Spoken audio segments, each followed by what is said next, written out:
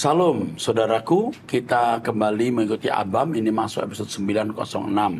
Saya didampingi oleh Bapak Pendeta Yehuda. Ya Pak, yuk kita mulai. Baik Pak, yang pertama pertanyaan dari seorang pria usia 24 tahun, menikah tinggal di Pontianak. Pak, apakah kejadian-kejadian dalam hidup ini hanya kebetulan? Atau peristiwa yang terjadi semuanya itu adalah keputusan Tuhan Pak? Belakangan ini rasanya hati saya sudah tawar, jarang ke gereja, dan jika ada konten Bapak di sosial media saya skip. Hal ini karena saya kecewa dengan Tuhan akibat apa yang saya ingin ketahui atau yang saya inginkan belum tercapai juga. Seakan-akan Dia Allah tidak ada. Namun saat ini hati merasa sedih dan terharu dikarenakan secara tidak sengaja saya melihat sebuah ayat pada sosial media, yaitu Amsal 16 ayat 8. Dan saya mulai membaca dari Amsal 16 ayat 1 sampai 9. Di saat itulah hati mulai luluh Pak. Saya terharu, ternyata pikiran saya yang membelenggu ini sudah terbuka. Apakah semua yang terjadi adalah jawaban dari Allah kita yang hidup Pak? Jujur belakangan hasad saya sudah tidak ada Pak. Oh ya, terakhir saya ibadah di Citycon, ingin rasanya foto bareng Bapak, tapi sebelum ibadah selesai Bapak sudah keluar menuju gedung ibadah selanjutnya. Saya fans berat Bapak, karya musik Bapak, dan pengajaran Bapak. Rindu agar GSKI juga ada di Pontianak Pak. Terima kasih, Tuhan Yesus memberkati Pak Erastus sekeluarga. Oke, ini ya, Amsal 16. Iya, saya bacakan Pak ayat 8-nya ya. Kalau suatu hari Anda ke Jakarta, datang ke Citycon, jangan menunggu saya selesai dari kebaktian. Sebelum mulai atau mungkin sedang lagi puji-pujian, YouTubein saya. Pak, boleh saya foto dengan Bapak? Saya orang Pontianak. Dan saya akan ingat kamu nak. Saya mau mengatakan bahwa kamu orang yang patut dipeluk. Harus dipeluk. Ayatnya? Ya. Amsal 16 ayat yang ke-8. Lebih baik penghasilan sedikit disertai kebenaran daripada penghasilan banyak tanpa keadilan. Ya. Keadaanmu memang mengecewakan kamu. Tapi saya ingatkan ya, hidup ini singkat dan memang tragis. Apapun kejadian yang kita alami, itu akan menjadi cara Tuhan menggiring kita ke rumah Bapa atau ke langit baru, bumi baru yang indah. Seperti ombak yang membawa seorang yang mau tenggelam ke pantai. Jadi kita dibawa Tuhan lewat ombak ke pantai. Anda dibawa Tuhan ke pantai indah. Jadi apakah kebetulan? Tidak ada yang kebetulan.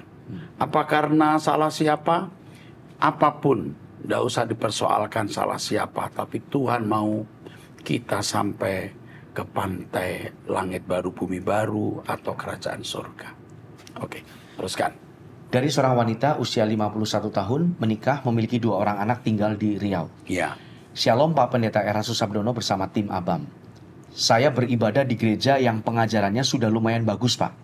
Tetapi setelah saya mengikuti Truth ID, Sunday Service, ibadah minggu, suara kebenaran, wanita surgawi, doa pagi, doa malam, serta Abam, yang saat ini sudah episode 897 ketika menuliskan tulisan ini. Saya merasa yang saya ikuti selama ini belum pas betul. Seperti yang Bapak ajarkan, masih terdapat kemelesetan dan saya mulai memperbaiki pengikutan saya kepada Tuhan melalui pengajaran yang Bapak sampaikan. Puji Tuhan. Dengan mengikuti Truth ID, saya merasa berkat Tuhan semakin nyata Pak, terutama secara rohani. Yang mau saya tanyakan Pak, bolehkah saya mendapatkan buku yang Bapak tulis, terutama tentang logos dan kekekalan Pak? Terima kasih buat kesempatan ini. Tuhan Yesus memberkati pelayan Bapak bersama. Oke, buku akan dikirim Ya. mengenai kenosis. Dan logos sampai di yang sudah pasti matang itu bab 5, 1-5. 1-5. Itu mungkin Pak Yehuda nanti bisa kirim ke semua orang. Ya. Nanti dimasukkan di website saja kalau perlu supaya orang bisa mengunduh atau gimana. Ya. Dipikirkan. Harus secepatnya supaya pikiran orang terbuka, ya. Jangan menyesat-nyesatkan supaya mereka tahu oh ternyata ini benar. Ya. Oke. Senang sekali membaca tulisan ini. Ya. Ini menyenangkan loh. Ya. Ini membahagiakan bahwa jerih lelah kami ternyata tidak sia-sia. Waduh, luar biasa. Tuhan menjamah, memperbaharui. Jadi kalau Anda selama ini sudah melihat satu pemberitaan firman yang bagus, tapi sekarang Anda melihat yang lebih akurat, puji Tuhan. Kami akan melayani Anda dari jauh. Tetaplah di gereja itu dan jadi berkat di gereja itu. Oke, teruskan. Berikutnya dari seorang wanita usia 26 tahun belum menikah. Shalom Pak Eras, saya mau curhat. 3 minggu lalu saya diputuskan pacar saya yang adalah seorang pendeta, dengan alasan bahwa hubungan kami tidak baik untuk keadaan dia saat ini. Saya tidak mengerti maksudnya, tapi saya jawab saja oke. Saya mau berpacaran sama pendeta ini karena saya melihat dia mengerti firman dan kelihatannya baik, serta punya visi yang sama, yaitu melayani Tuhan. Tapi ternyata saya diputuskan. Yang menghibur saya adalah kalimat, Tuhan lebih tahu yang terbaik bagiku. Kalau misalnya dipaksa lanjut hubungan itu, bukan tidak mungkin saya akan menyesal suatu hari nanti. Jadi ya sudah, saya terima keadaan dan saya coba ikhlas. Tapi kenapa ya Pak? Dalam hati saya bertanya, kapan ya aku diperjuangkan? Karena saya selalu ditinggalkan oleh mantan-mantan saya. Saya tahu seharusnya saya membuat Yesus menjadi yang utama. Tapi di hati saya tetap punya impian untuk memiliki keluarga yang penuh kasih Tuhan. Dan keluarga saya nanti bisa jadi berkat untuk orang lain, dan saya bisa ikut pelayanan karena saya suka pelayanan di gereja. Saya ingin sekali punya suami yang memiliki spiritual yang dewasa, yang memimpin keluarga saya semakin dekat dengan Tuhan. Setiap hari saya memberikan waktu untuk bersama Tuhan, mendengar khotbah, berdoa, membaca firman, dan bercita-cita dengan Tuhan. Saya pun sudah jujur di hadapan Tuhan bahwa saya punya satu permintaan khusus, yaitu jodoh tapi nggak mau yang asal-asalan. Saya sering bertanya-tanya, apa masih ada laki-laki yang hidupnya bergaul dengan Tuhan? Saya tahu saya seharusnya tidak takut dan khawatir. Tapi tetap saja jauh di lubuk hati ada kekhawatiran. Kapan ya saya bisa bertemu dengan pria seperti itu? Bagaimana ya cara ketemunya? Apa tanggapan Bapak terhadap isi hati saya ini? Terima kasih, Tuhan Yesus memberkati. Yang pertama begini, tujuan hidup kita bukan jodoh. Tujuan hidup kita bukan menikah. Tujuan hidup kita Tuhan. Selama kamu masih menjadikan jodoh itu kebutuhan utama dan merasa kurang lengkap, kurang bahagia kalau tidak punya jodoh, Anda memberhalakan jodoh. Dan itu membuat Anda tidak tepat di hadapan Tuhan. Gonta-ganti pasangan saya tidak tahu sudah berapa kali. Lalu pacarmu ini umurnya berapa, posisinya pendeta itu pendeta muda, pembantu atau gembala. Tidak jelas. Tetapi saya khawatir ya, hubungan kamu sudah terlalu dalam dengan pria ini. Dan ketika dia sudah mencicipi kenikmatanmu, dia mulai bosan, jenuh, dan kemungkinan dia melihat wanita lain. Saya tidak terlalu yakin bahwa alasan putus tadi apa? Tidak baik Tuhan, hubungan. Iya, tidak baik untuk keadaannya. Tidak apa? Tidak baik untuk keadaan dia, keadaan pendeta ini saat ini. Ya kan nggak ada jelas. Itu alasan yang mau saya dibuat-buat. Ya. Tapi kalau kamu teruskan nikah dengan pria ini, kamu tidak akan bahagia. Ini pria tidak matang, dia sangat oportunis. Ya. Dia oportunis. Pasti ada bagian hidup kamu yang diambil oleh dia. Pasti ada bagian hidupmu yang sudah diambil oleh dia. Dan pendeta ini bukan pendeta yang baik. Kamu perhatikan dia. Dia tidak mungkin diberkati Tuhan. Dia memutuskan hubungan dengan alasan apa tadi kondisi? Kondisinya tidak baik untuk Apa dia. alasan? Tapi saya nggak tahu udah berapa lama pacaran. Mungkin 2 seminggu, 2 minggu. Kalau sampai sudah beberapa bulan atau beberapa tahun ada yang salah. Ya. Saya membaca ini ada satu beban. Supaya pendeta-pendeta muda yang belum menikah hidup suci. Ya. Akan meneruskan ladang pekerjaan Tuhan. Ya. Jangan melayani hanya karena kesibukan pelayanan atau apalagi cari nafkah. Jangan menyesal kamu putus dengan dia. Dan jangan memikirkan jodoh lagi. Yang kau pikirkan Tuhan dan kerajaannya. Ya. Maka semua akan ditambahkan kepadamu. Ikut doa pagi dengan Om Eras. Ikuti Truth ID terus supaya kamu bertumbuh. Oke, teruskan. Pertanyaan dari seorang wanita usia 43 tahun, seorang janda dengan 4 anak, tinggal di Blitar, Jawa Timur. Shalom Pak Eras dan tim Abam. Saya tahu pengajaran Bapak baru pertengahan tahun lalu dari seorang teman atau jemaat gereja. Puji Tuhan, khotbah Bapak membuka mata saya, membuat gairah saya bangkit lagi untuk mengenal Tuhan lebih dekat lagi. Padahal sebelumnya saya sudah lempeng-lempeng saja mengikuti Kristus. 1 bulan yang lalu ada teman saya yang bilang kalau Kristen yang dihidupi sekarang ini bukan yang asli. Karena tidak mengambil root atau akar dari Yahudi. Dia bilang saya harus dibaptis ulang karena saya tidak dibaptis dalam nama Yahweh Beshem Yeshua HaMashiach. Maaf kalau penulisan saya ada kelirunya. Dia menyarankan saya untuk dibaptis di gerejanya, yaitu gereja Mesianik. Tapi saya lihat pengajarannya Trinitarian, Pak. Tetap Bapa, Tuhan Yesus, dan Roh Kudus, namun dalam bahasa Ibrani.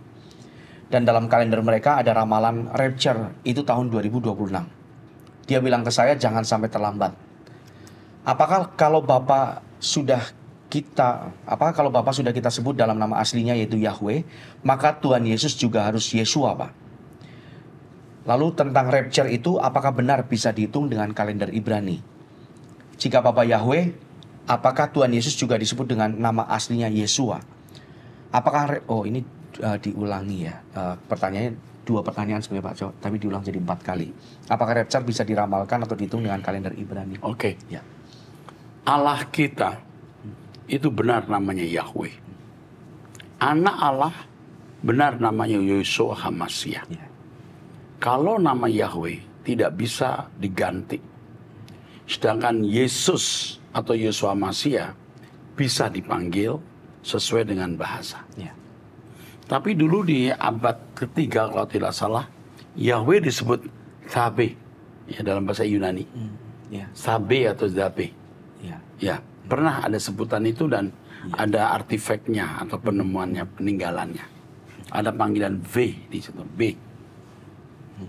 Nah, gereja ini kalau sampai menghitung kalender kedatangan Tuhan sudah pasti salah. Pasti salah. Hindari gereja ini. Jangan ke gereja seperti ini. Dari dulu telah terbukti kalau gereja meramalkan kedatangan Tuhan pasti salah. Dari dulu.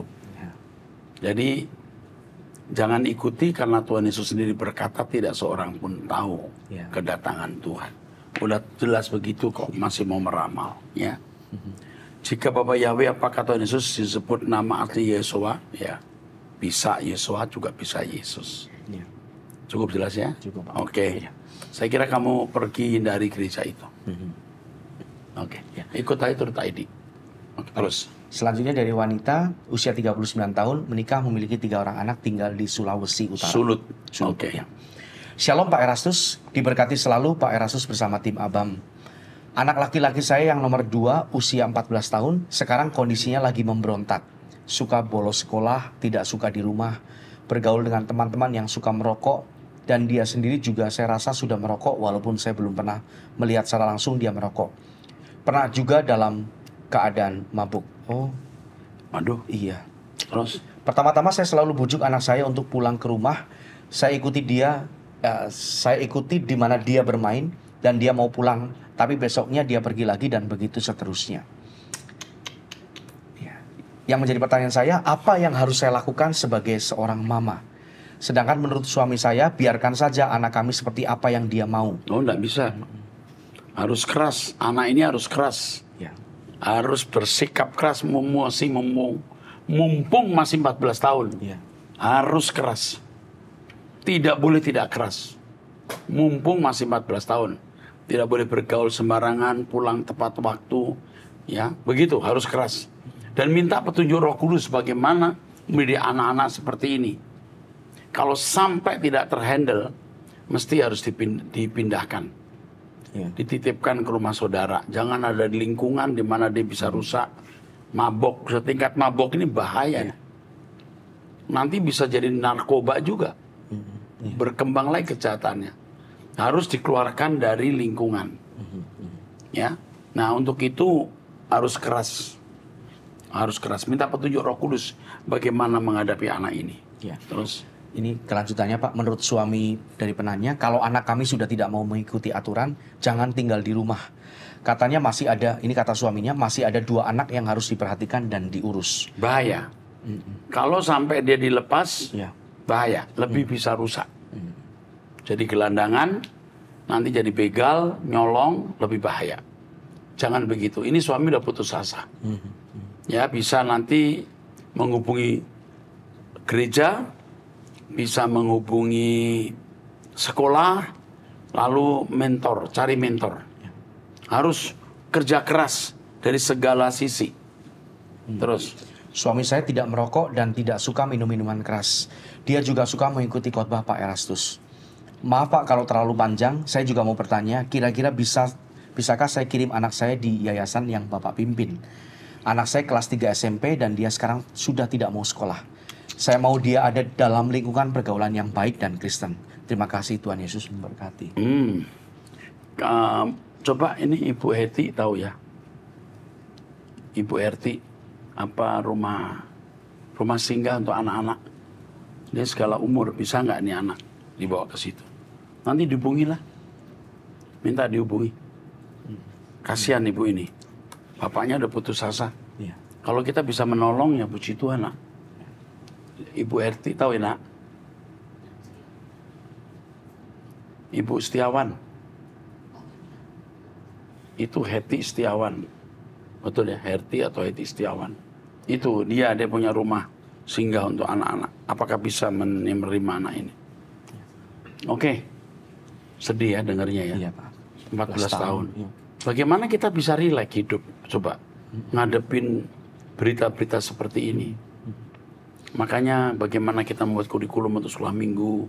Bagaimana kita membuat cerita-cerita pendek untuk anak-anak yang kita lempar ke YouTube yang memiliki pengaruh. Iya. Saya sudah sampaikan tuh di mahasiswa STT Ekumen itu. Film-film pendeknya harus dibuat sebanyak-banyaknya untuk mempengaruhi anak-anak seperti ini. Iya. Kita nggak bisa tenang hidup. Iya. Banyak orang sedang menuju kegelapan abadi. Iya. Sedih. Oke, teruskan.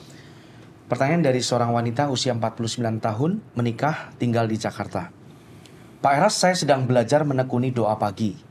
Pemahaman saya bahwa berdoa adalah saat di mana kita melakukan penyembahan kepada Tuhan. Sedangkan permintaan-permintaan kita sebenarnya tidak perlu selalu disampaikan. Karena Tuhan pasti akan selalu menjaga dan memberikan yang terbaik bagi anak-anaknya yang setia kepadanya. Itulah kenapa Pak Eras bilang tidak selalu harus berdoa syafaat. Justru permintaan yang harusnya kita minta adalah untuk Tuhan kuatkan dan pimpin agar kita mau, mampu, dan bisa diubah dan dibentuk sesuai rencana Tuhan. Dikuatkan dalam peperangan menghadapi manusia lama dan ikatan dunia, pimpinan Tuhan agar kita setia sampai akhir dan menjadi berkat bagi orang lain. Wah, puji Tuhan. Ya. Ini kata-kata hikmat loh. Ya. Ini bagus sekali. Terus. Benarkah pemahaman tentang doa seperti itu, Pak? Betul sekali, itu yang saya ajarkan. Ya. Terus? Selain itu, jika saya tugas keluar kota dan menginap di hotel, bagaimana caranya saya bisa tetap berdoa pagi tanpa membuat teman sekamar saya tidak nyaman? Karena walaupun menggunakan headphone, pasti kelihatan kalau saya sedang berdoa.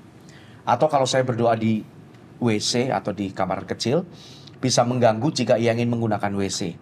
Ada saran untuk keluar kamar, tapi saya terus terang tidak nyaman untuk keluar kamar subuh-subuh, terus berdoa di tempat sepi atau menyendiri.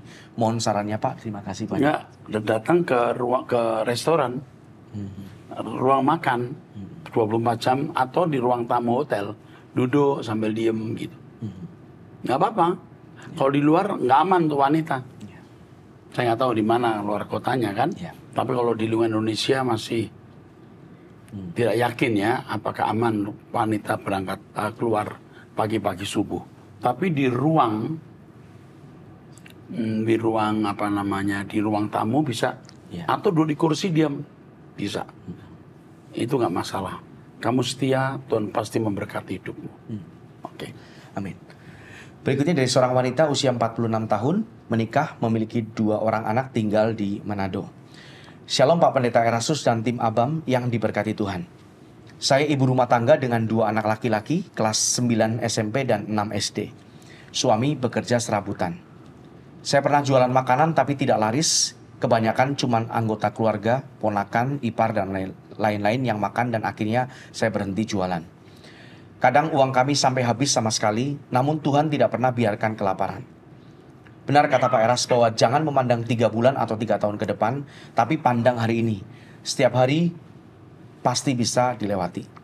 Selalu ada makanan, bahkan ketika tidak bisa ke pasar karena tidak ada uang, saya masak sayuran yang saya ambil di halaman yang saya tanam.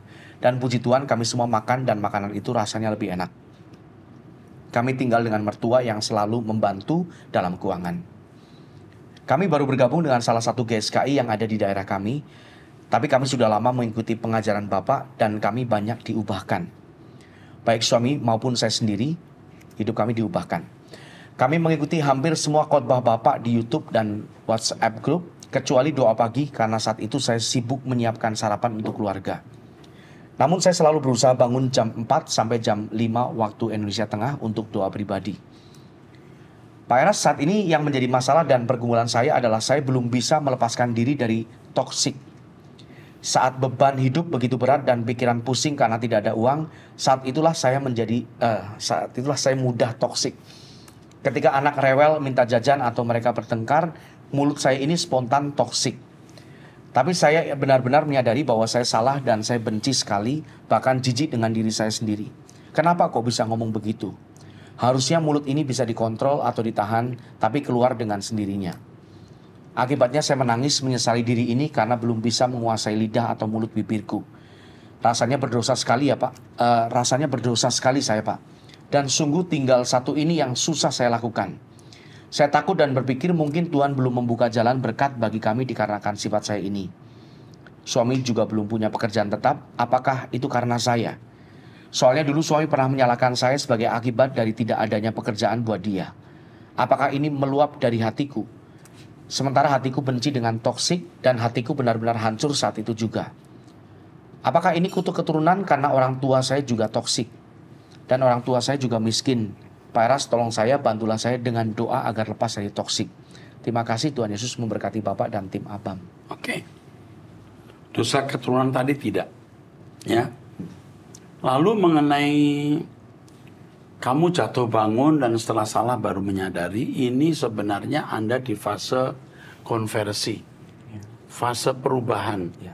Ini masa-masa krisis dan kritis. Jalani terus masa ini sampai engkau bisa lewati.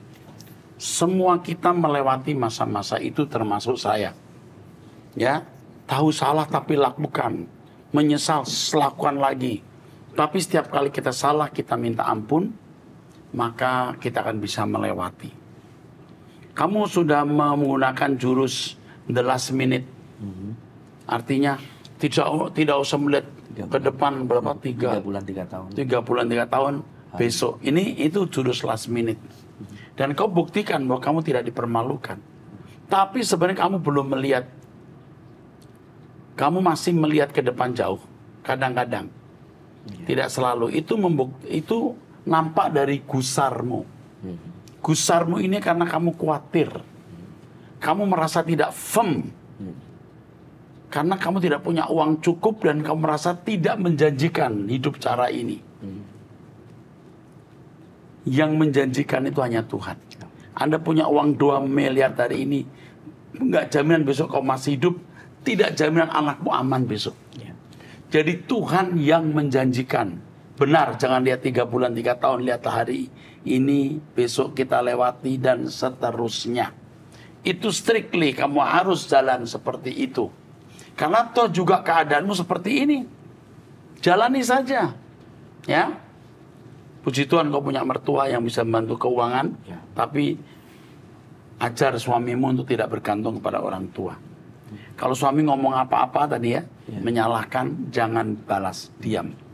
Selamat berjuang, kamu akan pasti bisa melewatinya. Amin. Baik, selanjutnya dari seorang wanita usia 29 tahun, single tinggal di Jakarta. Shalom Pak, terima kasih mau melayani menjawab pertanyaan-pertanyaan jemaat dan sharing jemaat yang berbeban berat atau bingung harus apa. Pertanyaan saya, ini ada beberapa pertanyaan. Yang pertama, Pak, apakah Tuhan Yesus itu diciptakan oleh Allah Bapa? Tidak, Yesus diperanakkan. Karena baik Adam maupun Yesus, rohnya itu keluar dari Bapa. Jadi tidak diciptakan. Oke, terus. Yang kedua, Pak, di renungan dan khotbah, saya sering dengar kalau kita hidup jangan terlena dengan kenyamanan duniawi. Dan memakai Tuhan untuk mewujudkan keinginan kita ke depan. Seperti rencana-rencana kerja, pendidikan, usaha, dan lain-lain. Tetapi pada umumnya yang terjadi memang seperti itu. Saya sendiri menyadari ketika mendengar khotbah dari GSKI bahwa kita harus melepaskan diri dari percintaan dunia dan bersyukur bisa mengetahuinya selagi masih hidup di bumi. Lalu Pak, bagaimana dengan orang-orang lain yang sudah nyaman dengan hidupnya di bumi, yang baik-baik saja, happy-happy saja, keluarga baik, keuangan baik, ibadah juga rajin, berdoa juga rajin, semua baik-baik, seimbang begitu Pak. Apakah salah di mata Tuhan? Belum tentu, tapi orang-orang seperti ini kalau nanti mendapat kasih karunia Tuhan, Tuhan hajar dengan masalah. Akhirnya dia berpaling. Ya seperti orang mau jatuh di jurang, dilempar batu, dia nengok siapa yang lempar itu. Ya dia dicegah untuk tidak jatuh ke jurang. Tunggu ditimpuk. Ya. Oke, teruskan. Apakah harus merubah hidupnya atau bagaimana ya Pak? Iya harus merubah, tapi Tuhan nanti akan memberikan lawatan istilahnya ya. Terus.